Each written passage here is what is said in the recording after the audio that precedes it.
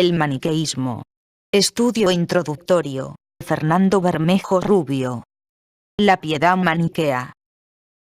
Los maniqueos expresaron su sentido religioso no solo en la confesión de sus creencias y en la realización de prácticas, sino también en su actitud y mediante una rica poesía litúrgica que da cuenta de su devoción. Aunque a menudo las religiones son vividas por sus miembros, inclusive los supuestos especialistas religiosos, de una manera rutinaria y mecánica en la que las emociones intensas brillan por su ausencia, en otros casos se transparenta una genuina piedad que permite percibir la importancia esencial que la vivencia de la religión posee para ciertos sujetos.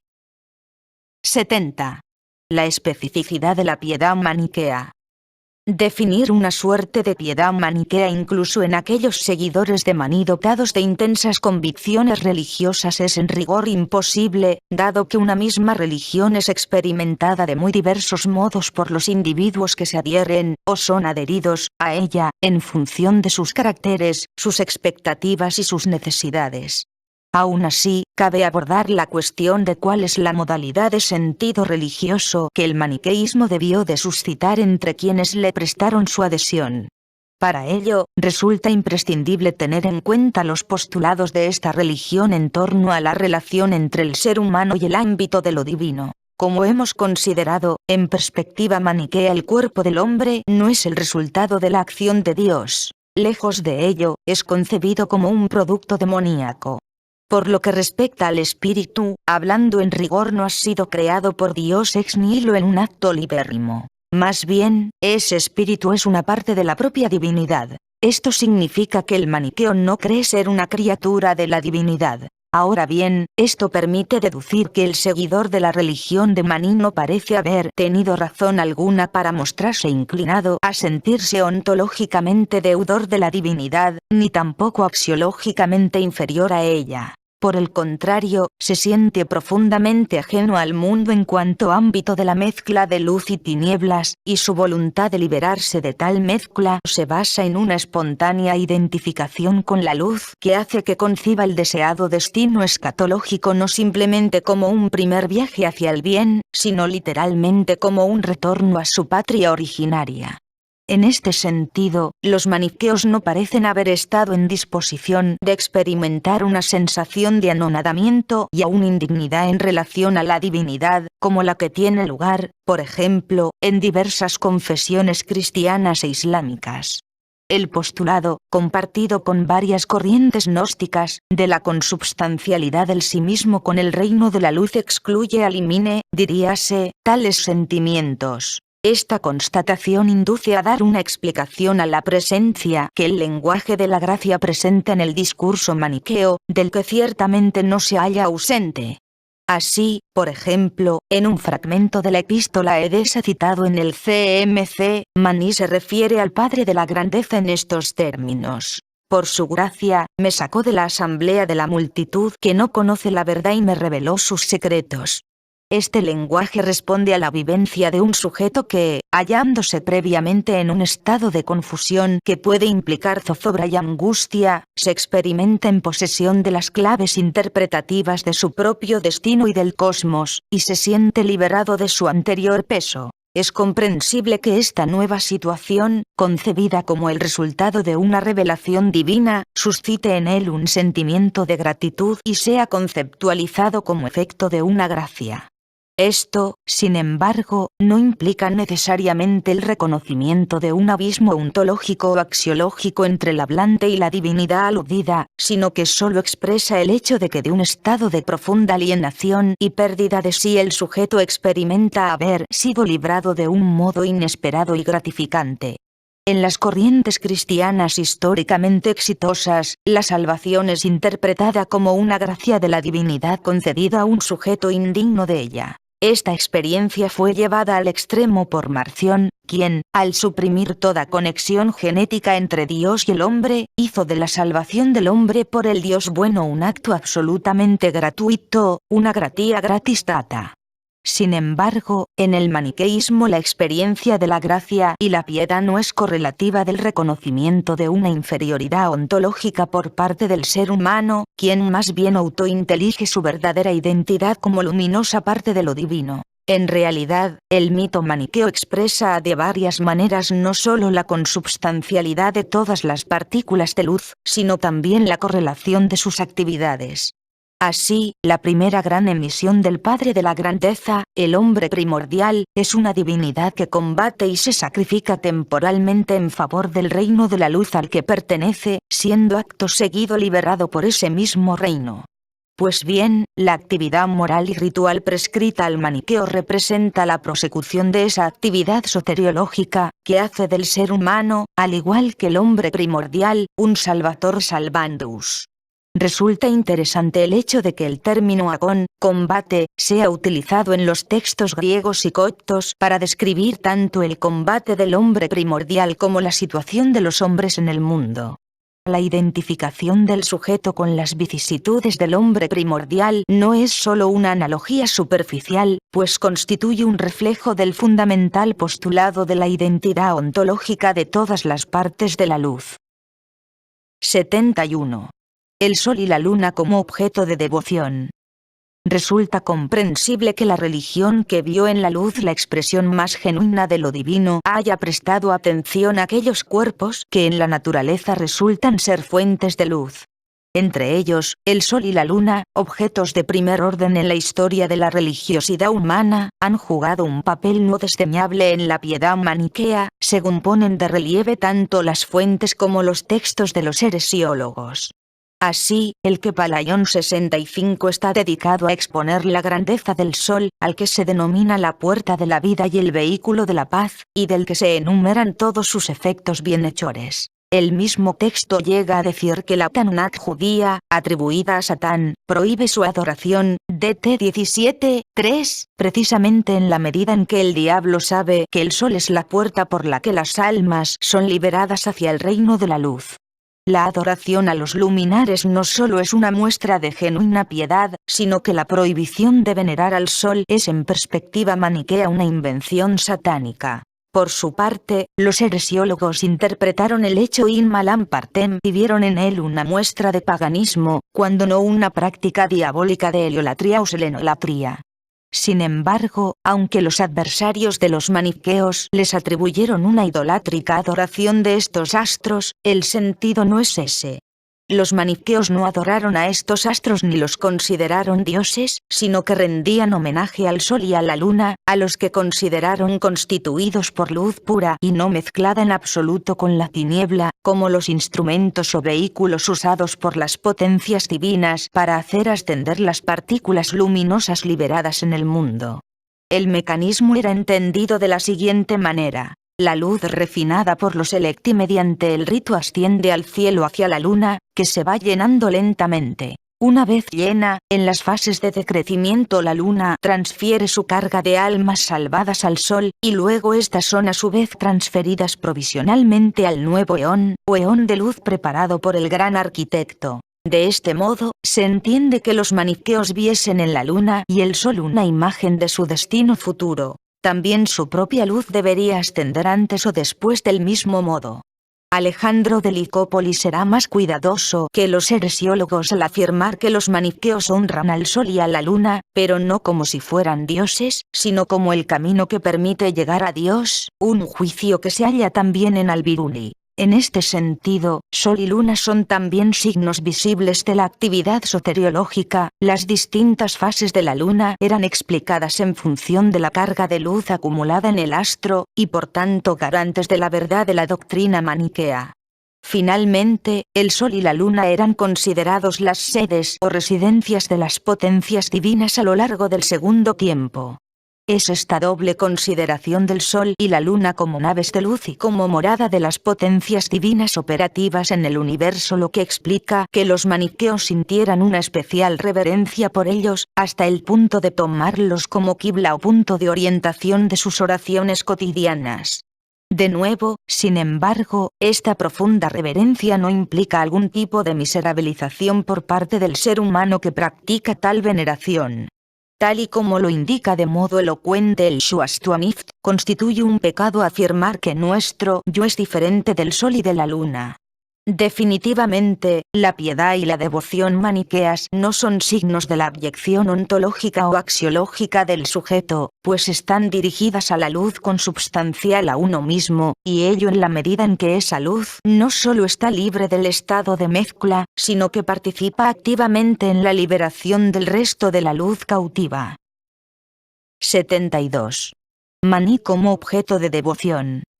La historia de las religiones muestra que, a menudo, la necesidad humana de venerar no se satisface únicamente con la reverencia teórica o intelectual a seres no perceptibles calificados de divinos, sino que recurre a mediadores más cercanos y pone en juego intensas emociones.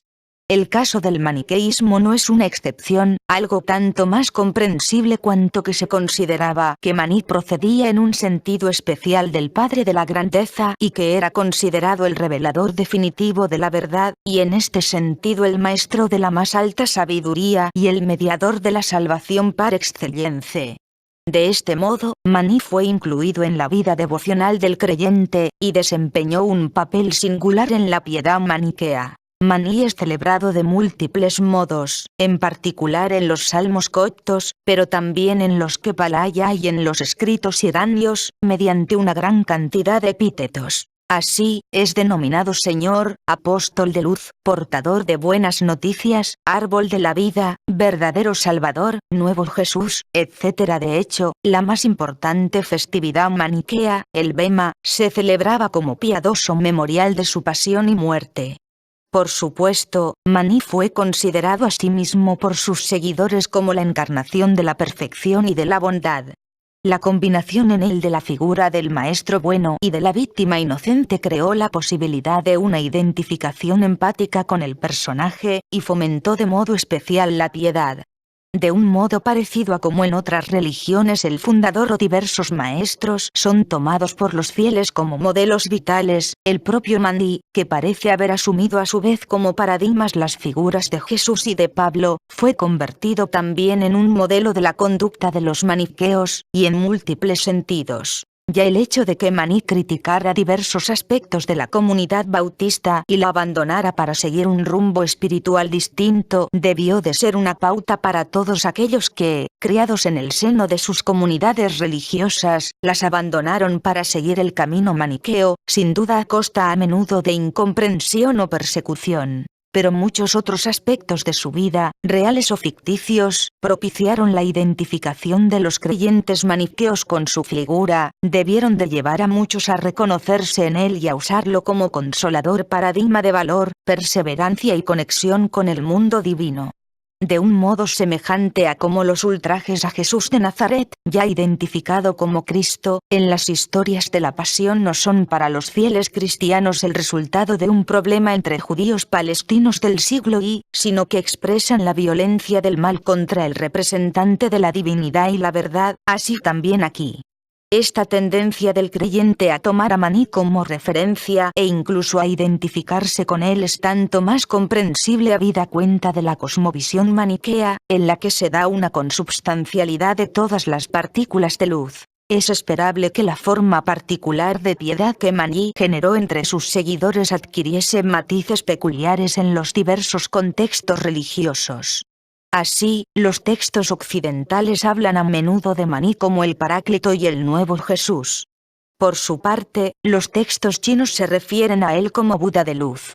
Estos títulos otorgados a Maní parecen estar claramente en continuidad con la propia autoconcepción de Maní como el restaurador de un mensaje ya anunciado por sus ilustres predecesores, y seguramente contribuyeron a propiciar el éxito de las actividades de los misioneros maniqueos. 73. La festividad del Bema, y origen y significado. El hecho de que, a pesar de la conciencia de Maní de vivir en la era final del mundo, es de continuar existiendo, posibilitó la institución de actividades y fiestas religiosas. Al igual que otras religiones de incipiente cuño escatológico, como, por ejemplo, el cristianismo, acabaron por instaurar y celebrar, año tras año y siglo tras siglo, todo un sistema de ritos y festividades, así también lo hizo el maniqueísmo. Estas fiestas servían para expandir el paso del tiempo y otorgar a este un sentido, así como para reforzar el sentimiento y la identidad comunitarios. La fiesta más importante y solemne de la religión maniquea es la festividad del Bema. En la medida en que recuerde la pasión y muerte de Maní, y en que no hay ninguna fuente que atestigue la existencia de la festividad en vida de éste, parece claro que el Bema constituye un desarrollo posterior de la comunidad, aunque es probable que haya tenido lugar inmediatamente después de la muerte de Maní. El término griego Bema significa plataforma, trono, estrado, cátedra o tribunal. De hecho, un trono elevado llamado Bema tenía una función central en la festividad, que toma su nombre de él.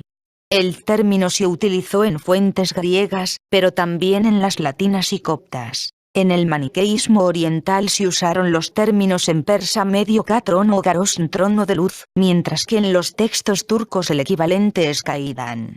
El hecho de que en parto la palabra se conserve en la forma Bema apunta a que Bema no es la traducción de un término existente en la lengua nativa de Maní, el arameo siríaco, sino que ya desde el principio fue un préstamo del griego. La designación se remonta probablemente al uso del término en las epístolas paulinas, en particular a Rom 14:10, Tribunal de Dios, y Cor 5:10, Tribunal de Cristo. El significado de la festividad es complejo. Por una parte, en ella se conmemoraba la pasión y muerte de Maní. En este sentido, poseía una dimensión triste, y era un día de arrepentimiento y penitencia para la comunidad. Por otra, tenía un aspecto gozoso, pues a la muerte de Maní le seguía inmediatamente su glorificación y ascensión al cielo, por lo que esa muerte parece haberse interpretado como una victoria sobre la tiniebla y sobre el hombre viejo del pecado. Además, dado que Bema puede indicar asimismo la cátedra de un maestro, la fiesta podría haber simbolizado igualmente la actividad de Maní en cuanto apóstol de la gnosis dualista y suscitar por ello el gozo ante su acción soteriológica. Así pues, la fiesta parece haber conjugado sentimientos de tristeza y de alegría y haber tenido un profundo impacto en los fieles maniqueos, que debieron de encontrar en ella una ocasión ideal para el despliegue de las emociones más diversas y la vivencia de su piedad. Se creía que, en la fiesta, Maní estaba presente en medio de su comunidad. Esta presencia era simbolizada precisamente por el trono, Bema, en el que posiblemente se colocaba un retrato de Maní y quizás también algunos ejemplares de sus obras, y que constituye el principal objeto cultual. Se suponía que ese día Maní descendía del ámbito glorioso de la luz y tomaba parte en la fiesta, sentándose en el Bema. De modo similar a como en las iglesias sirias el Bema, elevado en medio de la nave, es el trono episcopal desde donde el dirigente de la asamblea preside, en los lugares de culto maniqueos se elevaba igualmente en un lugar conspicuo. El trono, espléndidamente adornado, se hallaba sobre un estrado de 5 escalones, que Agustín llama tribunal. Desde esta sede, se pensaba que Maní concedía la absolución a la comunidad y, acaso como lugarteniente de Jesús, ocupaba prolépticamente la sede del juicio escatológico. 74. La festividad del Bema y desarrollo. Aunque se ha supuesto en ocasiones que la festividad del Bema se extendía a lo largo de varios días, su duración no parece haberse prolongado realmente más de uno, comenzando por la noche y terminando a la mañana siguiente. De hecho, las referencias en el Salterio, sea en los llamados Salmos del Bema o en los Salmos de los Errantes, son siempre a una sola jornada. El día del Bema, su santo día, día de la alegría o el día de nuestro apóstol. Esto coincide igualmente con la información proporcionada por Agustín. Vuestro Bema, es decir, el día en que Maní fue asesinado. La fiesta, que se celebraba en marzo, coincidía aproximadamente con la Pascua cristiana, de la que era considerada su contrapartida y de la que parece haber tomado prestados varios rasgos principales, tanto en la fecha y los preparativos, largas vigilias, como en el sentido, celebración de una pasión. Los maniqueos celebraban también la Pascua, pero pronto la celebración del Bema relegó aquella a un segundo plano.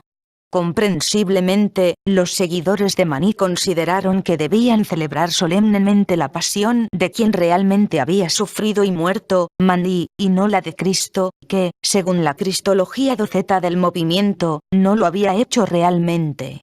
Para los maniqueos, solo el Bema constituía una verdadera Pascua, en tanto que pasaje genuino de la muerte a la vida, de las tinieblas a la luz. Aunque carecemos de una descripción detallada de las actividades llevadas a cabo en la festividad, los datos dispersos que es posible obtener de diversas fuentes permiten una reconstrucción tentativa. A la solemnidad de la fiesta correspondía la exigencia de unos arduos preparativos. Al menos en las comunidades de Asia Central, la celebración del Bema era precedida de un ayuno de 26 días, en recuerdo de las 26 jornadas que, según la tradición, Maní pasó en la prisión del rey persa. A lo largo de este largo período, los maniqueos, tanto los auditores como los electi, pues todos lo celebraban, comían solo al caer la tarde. A esos ayunos seguía un ayuno completo de 2 días en recuerdo de la muerte de Maní. Aunque estas prácticas no están testimoniadas en las comunidades occidentales, es probable que también en ellas algún tipo de ayuno se conectara con la celebración de la festividad. La festividad como tal parece haber comenzado con el recordatorio de la pasión, muerte y liberación de Maní, junto con oraciones e himnos de petición y alabanza. La historia de la pasión de Maní está modelada por el patrón neotestamentario de la historia de la pasión de Jesús. Más concretamente, en función de un modelo interpretativo cristiano gnóstico que veía como consecuencia de la supuesta muerte y resurrección del Salvador la desposesión escatológica de las fuerzas del mal. De un modo semejante a como en el mito de los orígenes el encuentro del hombre primordial con la tiniebla es conceptualizado como una victoria, así también aquí el destino del apóstol es presentado con sentido soteriológico como una derrota de las potencias del mal. Esto explica la ambivalencia de sentimientos que parece haberse desplegado en la fiesta. Luego seguía una vigilia que duraba toda la noche que precedía a la celebración. Esta vigilia transcurriría entre oraciones y cantos, recitándose probablemente en ella algunos de los llamados precisamente himnos del Bema conservados en el Salterio copto y en algunos textos de Turfán. A esto podría seguir la proclamación de las verdades fundamentales contenidas en las obras de Maní, quizás presentes físicamente en el estrado. A continuación, probablemente en el momento de la salida del sol, tendría lugar una solemne confesión general de los pecados cometidos en el último año, que incluiría el gesto simbólico del postrarse o arrodillarse, seguida por una absolución efectuada probablemente mediante la imposición de manos. Esta ceremonia, sin embargo, no miraba únicamente hacia el pasado, no era solo la absolución de los pecados, sino también hacia el futuro. La fiesta tenía una significación escatológica en cuanto a anticipación del juicio del tiempo final por Jesús, cuando luz y tiniebla son separadas. Además de los textos paulinos, la concepción del Bema parece depender asimismo del trono de gloria de Mt 25:31. Esta comprensión del Bema como prefiguración de la salvación se expresa gráficamente en el Salmo 241, en el que se dice: «Has venido hoy para salvarnos». Aunque en las fuentes textuales conservadas, incluyendo los salmos del Bema, no hay la menor referencia a una comida ritual celebrada durante la festividad, una importante pintura procedente de Turfán, catalogada como MIP III 4979 verso, ha sido utilizada por varios investigadores, ya desde W. Van y C.R. Ciayberry, como testimonio primario para una reconstrucción de la festividad. En la pintura citada, los electos están sentados cerca de pilas de panes, frutos y hortalizas, melones, uvas, quizás una calabaza, colocadas enfrente de un trono Bema, lo que evidencia que en la fiesta tenía lugar una comida sacramental de los electi. No obstante, si bien parece posible afirmar esto con certeza en lo que respecta a la modalidad de la fiesta celebrada en Asia Central, no es seguro que lo mismo haya sucedido en la tradición occidental. 75. El arte maniqueo, manifestación de piedad. Como hemos señalado, Maní fue un individuo dotado de talento artístico, que puso estas cualidades al servicio de su visión religiosa, habiendo compuesto una obra para ilustrar sus doctrinas, el Eikon. Este aspecto está lejos de ser insignificante o anecdótico, pues Maní intentó que sus discípulos prosiguieran su actividad didáctica también por medio de la pintura. En el fragmento en persa medio M2 de Turfan se cuenta que entre los compañeros que asignó a su discípulo Maramo, al que envió como misionero a los partos, había un miniaturista o ilustrador de libros. Aunque el uso del arte con fines de enseñanza es común en la historia de las religiones, en un ámbito histórico religioso próximo a Maní, los mandeos y algunos gnósticos lo usaron. Maní es probablemente el único fundador de una religión en haber aplicado el arte con fines querigmáticos, una particularidad de la que él mismo parece haber sido consciente. Esto condujo a hacer del arte una actividad eminentemente piadosa, que tuvo como objeto figuras y escenas religiosas y prácticas rituales. A primera vista puede parecer paradójico que una religión que no exalta precisamente la materialidad de la creación haya otorgado al arte un papel religioso y haya cultivado los valores estéticos. Quizás la idea maniquea de que el mundo es el resultado de una acción divina pueda hacer más comprensible la valoración de la belleza y la bibliofilia en el maniqueísmo. Por lo demás, el hecho de que para Maní y sus seguidores el contenido de sus escritos fuese el fruto de una revelación divina y vehiculase la salvación puede contribuir a explicar la importancia de la actividad de ilustradores y el cultivo meticuloso de la caligrafía. Todo medio conducente a reproducir y expandir la verdad, así como a generar una respuesta positiva, debía ser utilizado sin restricciones. Por otra parte, el mundo de la luz es el dominio de la claridad, el orden y de la hermosura, por lo que la exquisita belleza de la escritura y la ilustración, que a menudo no tiene fines didácticos, sino meramente decorativos, estaría en consonancia con él y lo reflejaría mejor. Así pues, una de las actividades principales de los electi era transcribir y traducir los propios libros y escritos maniqueos, una tarea a la que se dedicaban con gran empeño y sentido estético y por la que lograron fama, dado el gran cuidado puesto en la escritura y la belleza de sus diseños policromos. Las fuentes más diversas, desde Agustín hasta historiadores musulmanes como al-Barradiz, testimonian el uso de lujosas encuadernaciones y de una tinta y un papel, seda o pergamino, de extraordinaria calidad. El CMC, Códice Maniqueo de Colonia, pone en boca del revelador la orden de que el receptor ha de escribir el contenido de la revelación en el papiro más puro, que no se destruya ni sea afectado por la polilla. Los esfuerzos invertidos en estas costosas actividades, financiadas por donantes ricos, servían para propiciar no solo el respeto y la admiración ajenos, sino también una mejor conservación de los contenidos. Ese cuidado se revela asimismo en la destreza desplegada en la elaboración de libros, tanto de pequeño como de gran formato. Entre los primeros destaca precisamente el minúsculo Códice Maniqueo de Colonia. Respecto a los segundos, merece la pena observar que el Salterio Maniqueo contenía originalmente unas 672 páginas, con lo cual el maniqueísmo parece haber creado no solo el libro más pequeño de la antigüedad, sino también el códice más grande. Aunque no se conserva nada del libro de las imágenes ni del primer arte maniqueo, la persecución de los maniqueos tanto en Oriente como en Occidente implicó a menudo la destrucción de sus libros y obras de arte. Sí se han preservado algunas docenas de miniaturas procedentes del oasis de Turfan, compuestas entre mediados del siglo VIII, más probablemente desde mediados del IX, época del inicio del patronazgo uigur en la región, y principios del XI. Estos restos son fragmentos de libros, casi todos en formato de códice, y la mayor parte de ellos contiene texto junto con iluminaciones, aunque algunos presentan solo escenas figurativas. Al parecer, en Turfan, además de libros con solo texto, había manuscritos iluminados, que contenían texto y dibujo, y otros que solo contenían escenas pictóricas, al estilo del Eikon de Maní.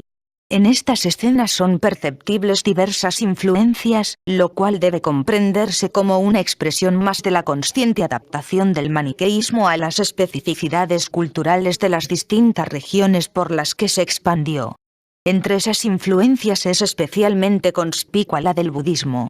Por ejemplo, la influencia budista es visible en la manera de representar a Mani a la manera de un Buda, incluyendo ciertos gestos o mudras y un gran halo alrededor de su figura, como la de las figuras de Buda en el período Tang. En el hecho de que divinidades maniqueas y figuras de electos se representen sentadas sobre flores de loto, que simbolizan en el budismo la pureza y el trascendimiento del mundo, o en el uso del símbolo de las tres joyas o triratna.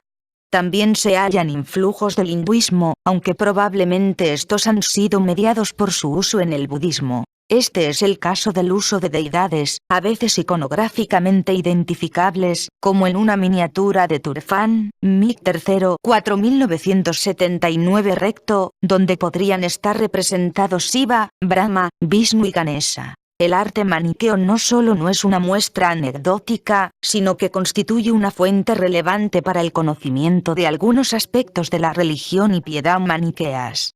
Las pinturas maniqueas constituyen fuentes visuales primarias para determinar el aspecto y modo de vestir de los electi, por ejemplo en lo que respecta al color blanco de sus ropajes. Por otra parte, y como hemos visto, la presencia de influencias budistas e hindúes en el arte maniqueo de Turfan constituye una ulterior prueba de los fenómenos de adaptación cultural constatados en el ámbito textual y doctrinal. También en el santuario maniqueo de Fujian se descubrió una estatua de Mani que representa a este sentado sobre una flor de loto, según la iconografía budista. Por estas y otras razones el estudio de la religión maniquea no puede prescindir del análisis detenido de las obras artísticas.